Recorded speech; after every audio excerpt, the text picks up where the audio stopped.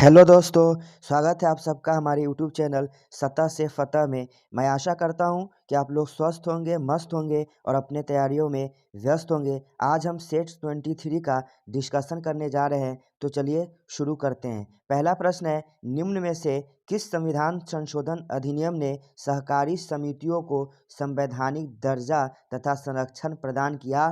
तो वो right answer हो जाएगा 57वां संविधान संशोधन। 57वां संविधान संशोधन 2001 द्वारा जो सहकारी समितियां है, जैसे क्या है पैक्स वगैरह, उसको जो है संवैधानिक दर्जा प्रदान किया गया था। बात करें 73वें संविधान संशोधन की, तो 73वें संविधान संशोधन का संबंध पंचायत को संवैधानिक दर्जा प्रदान करने से है। बात करें 74वें संविधान संशोधन को, तो जो नगर निकाय है उसको संवैधानिक दर्जा 74वें संविधान संशोधन अधिनियम के द्वारा दिया गया था। अगला प्रश्न है, भारतीय संविधान के किन दो अनुच्छेदों में न्यायिक समीक्षा की शक्ति को सर्वाधिक स्पष्ट रूप से व्यक्त किया गया है? तो राइट आंसर हो जाएगा अनुच्छेद 32 और अनुच्छेद 226। अनुच्छेद 32 और अनुच्छेद 226 में रीट जारी किया जाता है, ठीक है, किसके किसके द्वारा? तो सुप्रीम कोर्ट और हाई कोर्ट के द्वारा। बात करें अनुच्छेद 44, तो अनुच्छेद 44 में एक समान सिविल संहिता अर्थात यूनिफॉर्म सिविल कोड की बात कही गई है। बात करें अनुच्छेद 21, तो अनुच्छेद 21 में प्राण एवं दैहिक स्वतंत्रता का उल्लेख किया गया है। बात करें हम अनुच्छेद 17, तो अनुच्छेद 17 जो है अस्पृश्यता का अंत अर्थात छुआछूत के संबंध में बताया गया। बात करें अनुच्छेद 143, तो अनुच्छेद 143 में बताया गया है कि राष्ट्रपति सुप्रीम कोर्ट से परामर्श ले सकता है।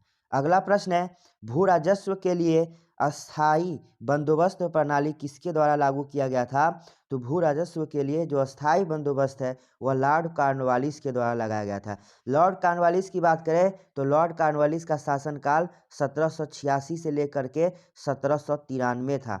बात करें हम अस्थाई बंदोबस्त, तो अस्थाई बंदोबस्त की योजना बनाया था सर जॉन शोर ने। पूछा जाएगा कि अस्थाई बंदोबस्त प्रणाली की योजना किसने बनाई?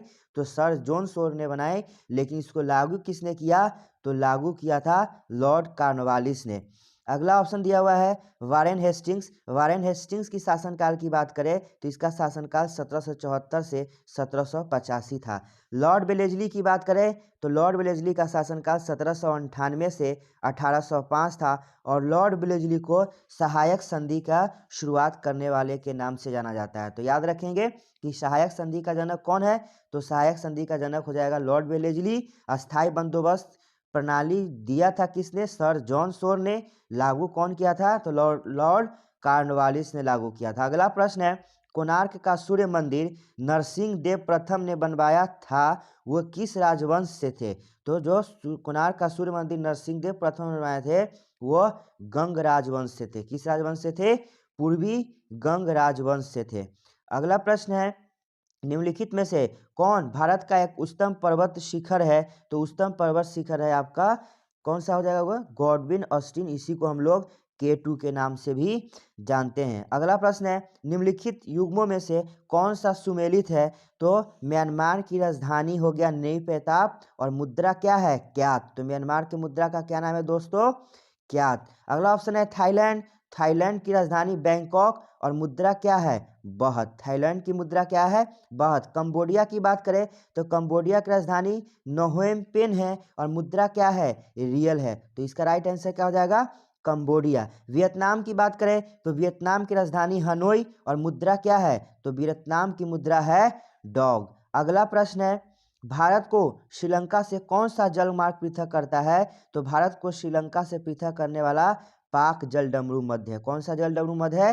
पाक जलडमरू मध्य है। बात करें हम 8 डिग्री चैनल, तो 8 डिग्री चैनल मालदीव से मिनी काय को अलग करता है। अगला प्रश्न है, निम्नलिखित में से कौन सा एक लौह एवं इस्पात संयंत्र ब्रिटिश सहयोग से स्थापित किया गया था?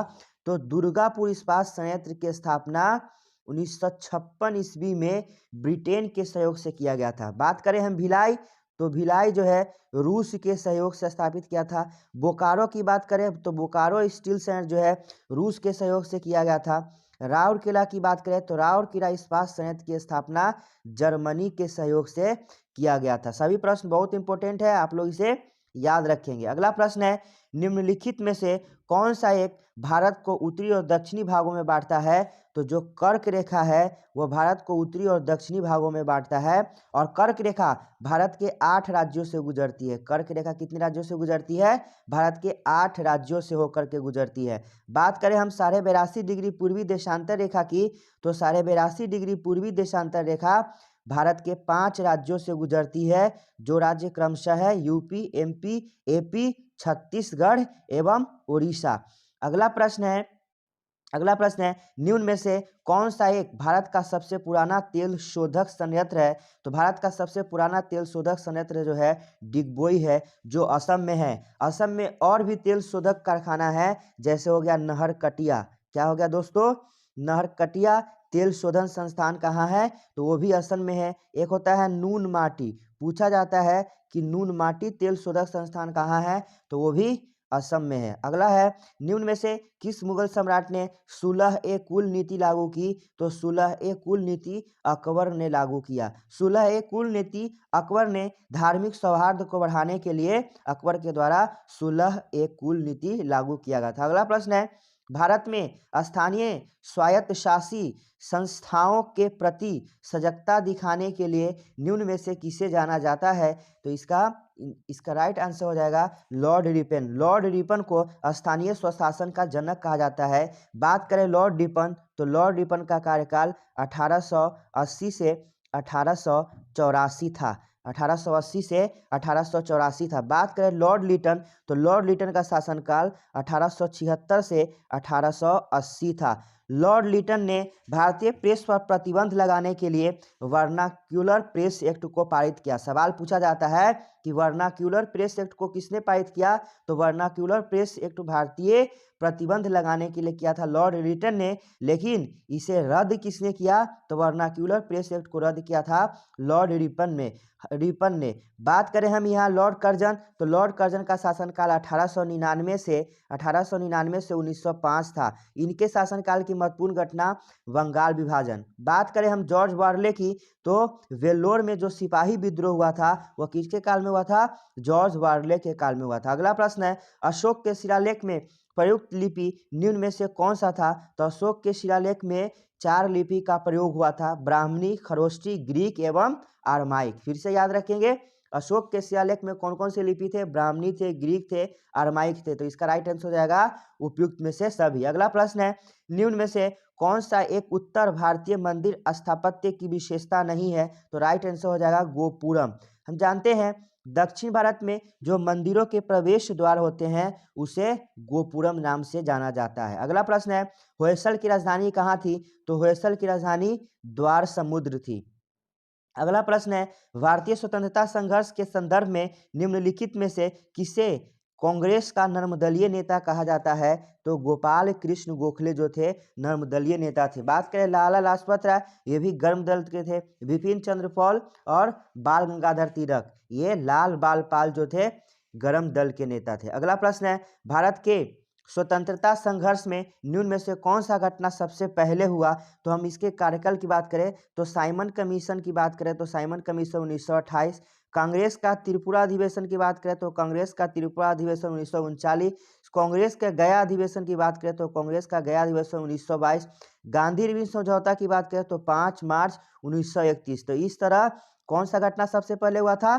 तो कांग्रेस का गया अधिवेशन 1922 में हुआ था, जिसकी अध्यक्षता चित्तरंजन दास ने किया था। अगला प्रश्न है, आजाद हिंद फौज की महिला रेजिमेंट रानी झांसी रेजिमेंट किसके कमांड में थी? तो झांसी रेजिमेंट जो है लक्ष्मी सहगल के कमांड में थी। बात करें हम लोग उषा मेहता, तो उषा मेहता के द्वारा भारत छोड़ो आंदोलन के दौरान कांग्रेस रेडियो का स्थापना किया गया था। बात करें अरुणा आसफ अली की, तो भारत छोड़ो आंदोलन के में क्या हुआ था? जितने भी प्रमुख नेतृत्व करता जैसे महात्मा गांधी है ना, पंडित नेहरू, इन सब की गिरफ्तारी हो गई। तो क्या किया? मुंबई के ग्वालियर टैंक पर इन्होंने झंडा फहराया, जो कि बहुत ही महत्वपूर्ण था, और भारत छोड़ो आंदोलन को महत्वपूर्ण नेतृत्व करने वाले की गिरफ्तारी के बाद इन्होंने उस नेतृत्व को आगे बढ़ाया। अगला प्रश्न है, सिंधु घाटी सभ्यता के निम्नलिखित में से किस एक स्थल पर प्राचीन गोदीबारा या डेकॉर्ड मिला? तो हम जानते हैं लोथल। लोथल जो है गुजरात में है, जो भोगवा नदी के तट पर है,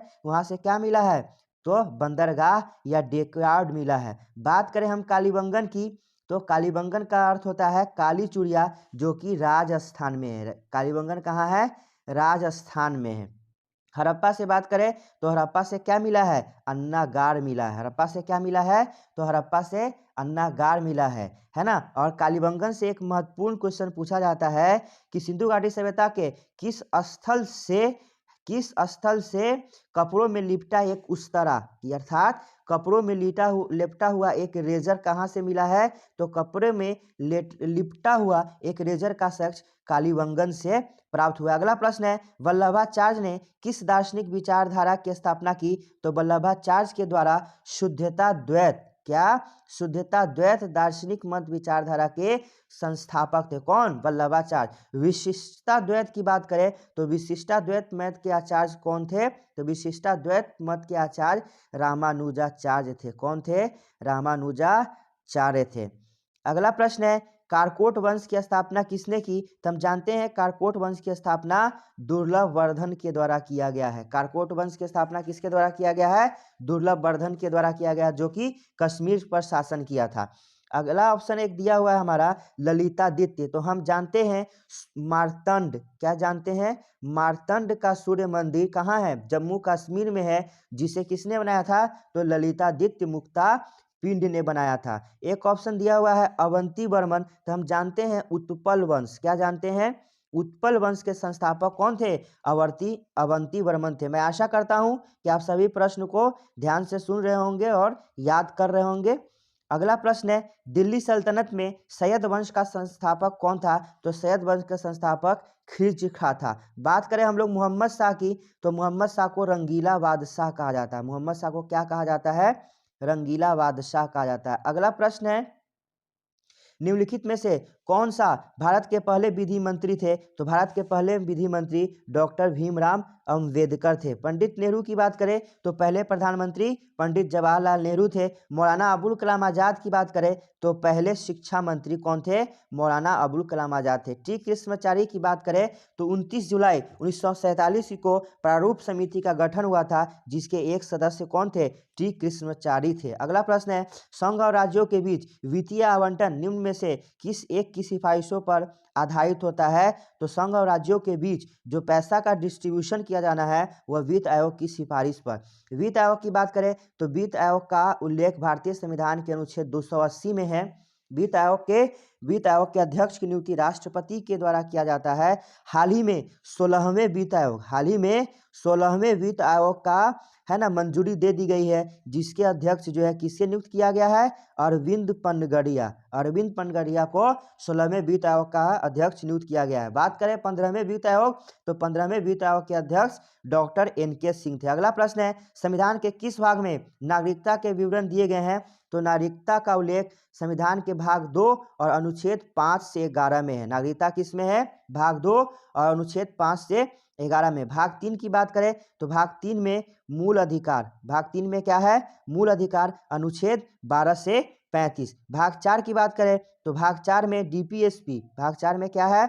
DPSP अर्थात नीति निर्देशक तत्व और अनुच्छेद 36 से 51। अगला प्रश्न है, निम्नलिखित कथनों पर विचार कीजिए। किसी राज्य में मुख्य सचिव को उस राज्य के राज्यपाल द्वारा नियुक्त किया जाता है। बिल्कुल सही है। राज्य में मुख्य सचिव का नियत कार्यकाल होता है, ये गलत है, क्योंकि मुख्य सचिव जो होते हैं वह एक लोक सेवक है और उसका कार्यकाल फिक्स नहीं होता है। उसका जब भी सेवा अवधि समाप्त होता है तब तक रहता है। अगला प्रश्न है, विश्व विज्ञान दिवस कब मनाया जाता है? तो विश्व विज्ञान दिवस 10 नवंबर को मनाया जाता है। बात करें हम लोग राष्ट्रीय विज्ञान दिवस, तो राष्ट्रीय विज्ञान दिवस 28 फरवरी को मनाया जाता है। बात करें हम लोग 11 नवंबर, तो 11 नवंबर को शिक्षा दिवस मनाया जाता है। 11 नवंबर को शिक्षा दिवस, राष्ट्रीय शिक्षा दिवस मनाया जाता है। बात करें हम लोग 17 नवंबर, तो 17 नवंबर को राष्ट्रीय पत्रकारिता दिवस, 17 नवंबर को क्या मनाया जाता है दोस्तों? राष्ट्रीय पत्रकारिता दिवस मनाया जाता है। अगला प्रश्न है, कुशल स्थानीय स्वायत्त शासन के लिए विख्यात दक्षिण भारत का राजवंश, तो चोल राजवंश की प्रमुख विशेषता नौसैनिक शक्ति और स्थानीय स्वशासन था। बात करें चोल वंश की तो चोल वंश के संस्थापक विजयालय थे। अगला प्रश्न है मक्का में सफेद कली किस तत्व की कमी से होता है? तो मक्का में सफेद कली जिंक की कमी से होता है। किसकी कमी से होता है? जिंक की कमी से होता है। अगला प्रश्न है निम्नलिखित कार्यों में कौन सा कार्य स्थानीय स्वशासन से संबंधित नहीं है? तो जन स्वास्थ्य जो है स्थानीय स्वशासन से संबंधित है। स्वच्छता का प्रबंध भी स्थानीय स्वशासन से संबंधित है। जन उपयोगी सेवाएं भी संबंधित है। लोक स्वास्थ्य का अनुरक्षण जो है स्थानीय स्वशासन नहीं, ये राज्य सरकार का काम है। अगला प्रश्न है काली मिट्टी भारत के किस प्रदेश में मिलती है? तो काली मिट्टी को कपासी मिट्टी भी कहा जाता है, जो कि कपास के उत्पादन के लिए प्रमुख मृदा है। काली मिट्टी महाराष्ट्र, गुजरात और मध्य प्रदेश राज्यों में पाया जाता है। काली मिट्टी कहाँ पाया जाता है? महाराष्ट्र, गुजरात और मध्य प्रदेश। इस तरह से इसका राइट आंसर हो जाएगा उपयुक्त में से सभी। अगला प्रश्न है परमाणु बम गिराया गया था, तो पहले बार परमाणु बम हिरोशिमा पर गिराया गया था और उसके बाद गिराया गया था नागासाकी पर। अगला प्रश्न है भारत गणतंत्र बना, तो भारत गणतंत्र हुआ था 1950 ईस्वी में। भारत कब गणतंत्र हुआ था? तो भारत 1950 ईस्वी में गणतंत्र हुआ था। अगला प्रश्न है भारत छोड़ो आंदोलन का वर्ष है, तो भारत छोड़ो आंदोलन जो है 1942 ईस्वी में हुआ था। बात करें 1922 की, तो 1922 जो है भारतीय राष्ट्रीय कांग्रेस का अधिवेशन कहाँ हुआ था? गया में हुआ था 1922 में, जिसकी अध्यक्षता चित्तरंजन दास ने किया था। अगला प्रश्न दिया हुआ है मेगास्थनीज भारत आया था, तो मेगास्थनीज भारत आया था चंद्रगुप्त मौर्य के दरबार में। किसके दरबार में? चंद्रगुप्त मौर्य के दरबार में। बिंदुसार के दरबार में आया था डाइमेकस। कौन आया था दोस्तों? डाइमेकस किसके दरबार में आया था? बिंदुसार के दरबार में। और अशोक की बात करें तो अशोक के दरबार में डायोनीसियस आया था। अशोक के दरबार में कौन आया था? तो अशोक के दरबार में डायोनीसियस आया था। बहुत इंपॉर्टेंट है, ये सब याद रखेंगे। अगला प्रश्न है कालीबंगा स्थित है, तो कालीबंगा राजस्थान के हनुमानगढ़ जिले में है। कालीबंगा कहाँ है? राजस्थान के हनुमानगढ़ में है। और कालीबंगन की अर्थ की बात करें तो कालीबंगा का अर्थ होता है काली चूड़िया। कालीबंगा का क्या अर्थ होता है?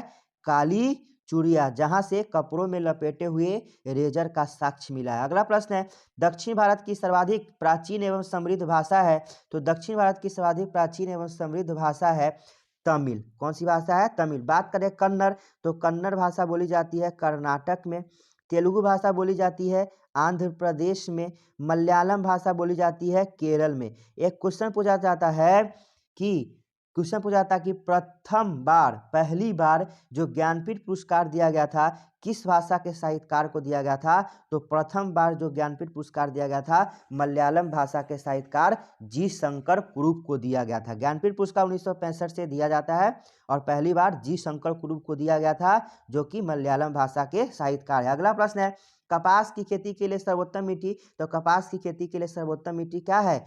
काली मिट्टी है। अगला प्रश्न है बृहद संहिता का रचयिता कौन है? तो बृहद संहिता के रचयिता जो है बारामिहिर है, जो कि क्या थे? बारामिहिर चंद्रगुप्त मौर्य के रहने वाले दरबार में नवरत्न में से एक है और एक खगोलविद थे। अगला प्रश्न है लक्षद्वीप कहाँ स्थित है? तो लक्षद्वीप जो है अरब सागर में है और लक्षद्वीप में टोटल 36 द्वीप है और सभी के सभी द्वीप प्रवाल द्वारा निर्मित प्रवाल द्वीप है। हाल ही में भारतीय नौसेना में स्वदेशी रूप से विकसित 2 ड्राइविंग सपोर्ट वेसल निस्तार एवं निपुण को कहाँ लॉन्च किया गया है? तो ये 2 सपोर्टर वेसल विस्तार और निपुण को लॉन्च किया गया है आंध्र प्रदेश में। बहुत इंपॉर्टेंट प्रश्न आप लोग याद रखेंगे। अगला प्रश्न है केंद्रीय मंत्रिमंडल ने 2023-24 में खरीफ फसल के लिए न्यूनतम समर्थन मूल्य की घोषणा मूंग का कीमत प्रति क्विंटल, तो मूंग का कीमत 8558 रुपया प्रति क्विंटल तय किया गया। बात करें हम लोग एमएसपी की, तो एमएसपी अर्थात मिनिमम सपोर्टेड प्राइस है ना, न्यूनतम समर्थन मूल्य का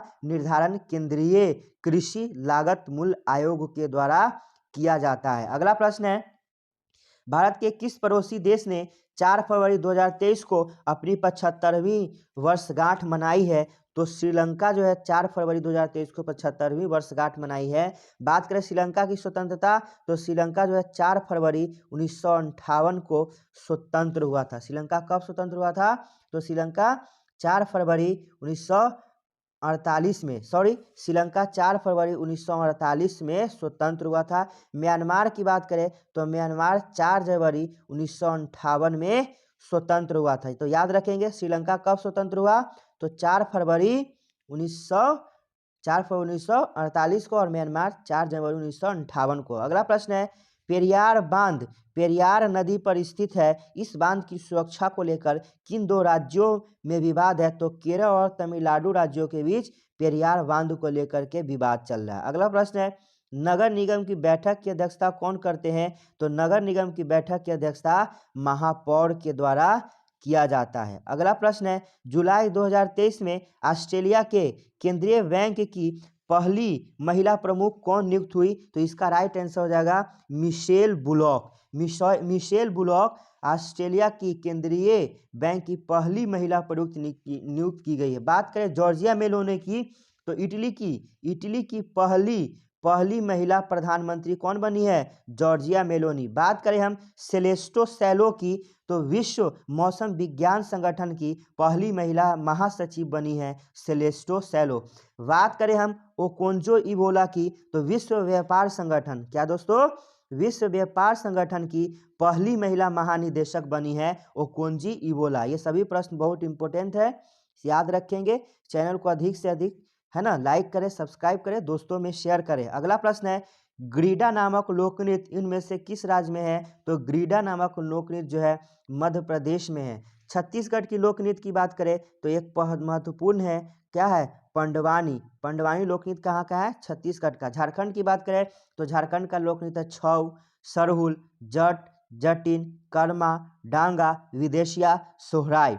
बात करें हम लोग पश्चिम बंगाल, तो पश्चिम बंगाल का लोकनृत्य क्या है? जात्रा है, बाउल है, काठी है, गंभीरा है। ये सब किसके लोकनृत्य है? पश्चिम बंगाल की। लेकिन याद रखेंगे शास्त्रीय नृत्य कितने हैं? तो शास्त्रीय नृत्य टोटल 8 है। अगला प्रश्न है, पेले जिनका निधन हाल ही में निधन हो गया है, किस देश के किस देश के फुटबॉलर थे? तो पेले जो थे वह ब्राजील के थे। पेले किस देश के थे?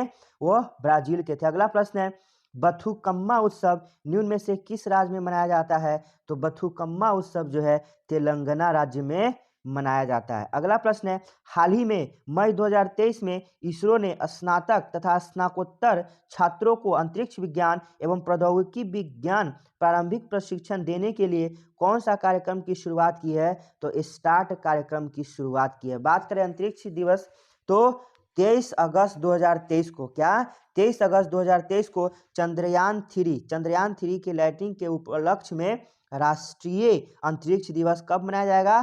तो 23 अगस्त को राष्ट्रीय अंतरिक्ष दिवस मनाया जाएगा। अगला प्रश्न है, निम्न में से कौन सा ऊर्जा का समृद्ध स्रोत है? तो ऊर्जा का समृद्ध स्रोत वसा होता है, और लिपिड भी एक प्रकार का क्या है? वसा है। बात करें कार्बोहाइड्रेट से, तो कार्बोहाइड्रेट और वसा में दोनों में सबसे अधिक ऊर्जा की बात करें तो लिपिड या वसा से मिलता है। लेकिन तत्क्षण ऊर्जा के लिए खिलाड़ियों को या किसी को भी इंस्टेंट एनर्जी के लिए कार्बोहाइड्रेट दिया जाता है। अगला प्रश्न है, मानव शरीर में ग्रीवा कशेरुकी की संख्या है? तो सर्विकल वर्टेब्रस में कितने होते हैं? 7 होते हैं। अगला प्रश्न है, कपड़ा फैक्ट्रियों में काम करने वाले व्यक्ति जैसे कि दरी बुनने वाले निम्न में से किस व्यावसायिक बीमारी से प्रभावित होते हैं? तो दम्मा और तपेदिक, जो कि श्वास लेने से रिलेटेड है, उसी से होते हैं। अगला प्रश्न है, दो प्रतिरोधकों 2 ओम और 6 ओम को श्रृंखला में जोड़ा जाता है और इस संयोजन को 12 वोल्ट बैटरी से जोड़ा जाता है। तो 6 ओम वाले प्रतिरोध में यहाँ आर इक्विवेलेंट की बात करें, किसकी बात करें? आर इक्विवेलेंट को क्या है? श्रेणी में जोड़ा गया है, तो सीधा क्या हो जाएगा? 8 ओम हो जाएगा। तो 8 ओम करंट का वैल्यू दिया है, V बराबर कितना दिया हुआ? 12 वोल्ट दिया है। आई का वैल्यू कितना? आई का वैल्यू निकालना है। आर कितना दिया हुआ है? आर दिया हुआ है 8 ओम। तो सीधा सीधा क्या हो जाएगा? V बराबर आई आर से क्या हो जाएगा? V बराबर आई आर। तो क्या निकालना है? आई निकालना है। तो आई बराबर क्या हो जाएगा? V बटा आर। तो V का वैल्यू कितना दिया हुआ? 12 और बटा में 8, तो कितना हो जाएगा? 1.5 ओम। राइट आंसर क्या हो जाएगा? 1.5 ओम। बात करें हम श्रेणी कम समूहन की, तो श्रेणी कम समूहन में जो करंट होता है वह हर जगह कांस्टेंट रहता है। अगला प्रश्न है, निम्नलिखित जीवों में से कौन सा एक दलहन फसल के पौधों की जड़ों में निवास कर नाइट्रोजन स्थिरीकरण करता है? तो जीवाणु है। राइजोबियम नामक जीवाणु जो है दलहनी फसलों की जड़ों में पाया जाता है, जो वायुमंडल में पाए जाने वाले नाइट्रोजन का नाइट्रिफिकेशन करता है। अगला प्रश्न है, डैश कंप्यूटर में मौजूद एक इंटरफेस है जिसे आप किसी डिवाइस को कनेक्ट कर सकते हैं, तो उसका राइट आंसर हो जाएगा पोर्ट। पोर्ट के द्वारा, है ना, किसी भी डिवाइस को कनेक्ट कर सकते हैं। डोंगल जो है वह डिजिटल सिग्नेचर होता है। डोंगल क्या होता है दोस्तों? तो डोंगल जो है डिजिटल सिग्नेचर है। अगला प्रश्न है, धान के खेतों में निम्न में से कौन सी गैस सर्वाधिक मात्रा में निकलती है? तो मीथेन गैस। कई बार क्या होता है, धान काटने के दौरान किसानों की मृत्यु हो जाती है, तो गांव में ऐसा बोला जाता है कि भूत के द्वारा कर दिया गया, लेकिन नहीं, मीथेन गैस के अधिक श्रवण के कारण दम घुट करके उनकी मृत्यु हो जाती है। अगला प्रश्न है, निम्नलिखित विकिरण पर विचार कीजिए। तो इसका घटते हुए तरंग दर के आधार पर विन्यास है।